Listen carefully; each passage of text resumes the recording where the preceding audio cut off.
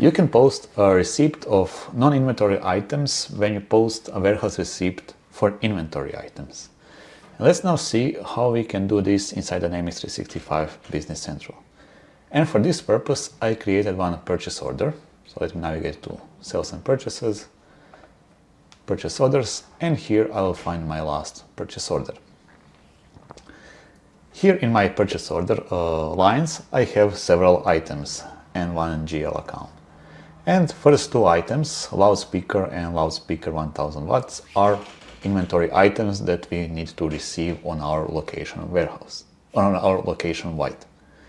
The third item, screws 4 millimeters, is non-inventory item. So if I take a look at this item and show details, I can see that this item is type non-inventory, meaning that we will not store it on our inventory. The second one is insurance fee. This is some service item that I have for my in my Business Central. So if I go here, show details, you can see that this item is of type inventory. And those items are not meant to be on the warehouse receipt. And the last but not least, we have some GL accounts that are some postal fees or delivery fees that can be placed on the purchase order. And this is one very normal purchase order.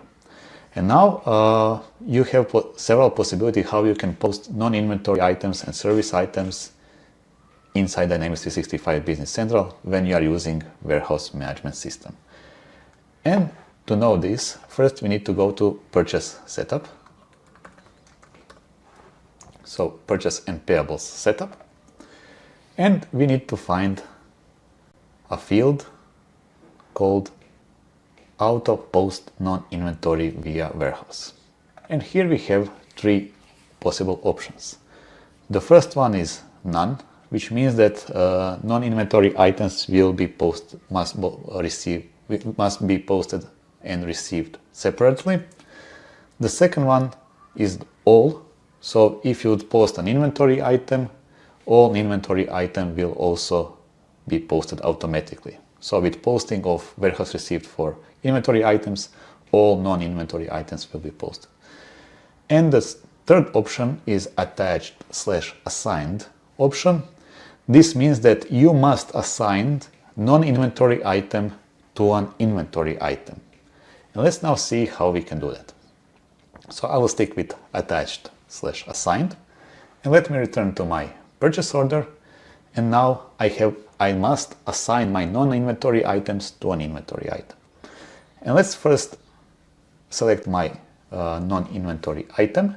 And if I go to functions, I have action called attach to inventory item line.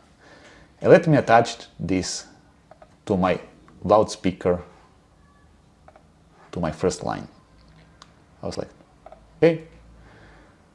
Also, I will attach my insurance fee to my first line. And then the postal fee I'm going to attach to the first line as well. And actually I will switch, I will change insurance fee and attach it to the second one, to the bigger. Okay, now my items are attached. And now what I can do, I can create a warehouse receipt. So let me first release my purchase order and create warehouse receipt. Okay, one warehouse receipt will be created. And what we are going to do, we are going to change the quantity to receive on our loudspeakers, and we are going to remove it, or we can even delete the line. And we are going to receive only the first line. Let's pause the receipt.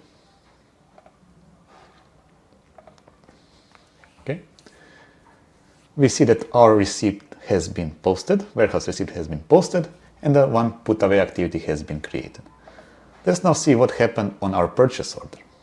In our purchase order, in quantity received, we have information that we received our loudspeakers from the warehouse receipt.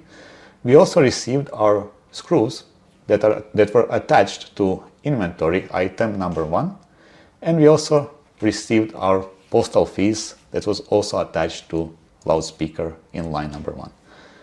Insurance fee, it was attached to loudspeaker 1000 watts. is not received because our item was also not received. And this is how you can work with non-inventory items together with the warehouse receipts and attach a link non-inventory items or service items or GL accounts to your inventory items.